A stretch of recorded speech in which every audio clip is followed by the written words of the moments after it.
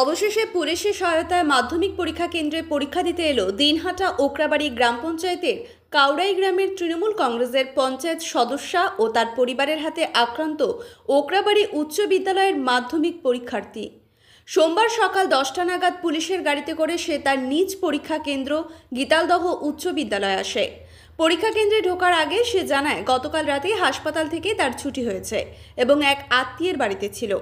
আজ পরীক্ষা দিতে আসলেও তার মাথা ঘুরছে। অপরদিকে নিরাপত্তার প্রশ্নে সে জানায় পরীক্ষা দিয়ে আজকেও বাড়ি ফিরবে না, আত্মীয়ের বাড়িতেই থাকবে, কারণ বাড়িতে ফিরলে তাকে পুনরায় আক্রমণ করতে পারে, এমনটাই আশঙ্কা করছে সে। বাড়িতে ছিলে? কোথায় ছিলে?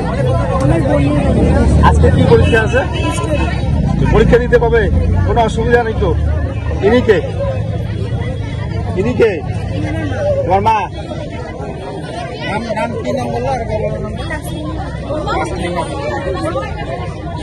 মনে আজকে পরীক্ষার পর কি বাড়ি যাবে?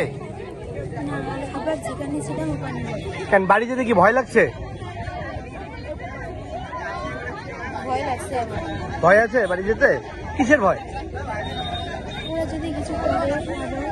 ওরা বলতে কারা? পঞ্চায়েত তো বলতেছে, তুমি কালকে বললে যে পঞ্চায়েত সোনা নিয়ে আসছিল, পঞ্চায়েত বলছে বাড়িতেই ছিল না। বাড়িতে ছিল, আবার তো আত্মীয়র বাড়িতেই যাবে।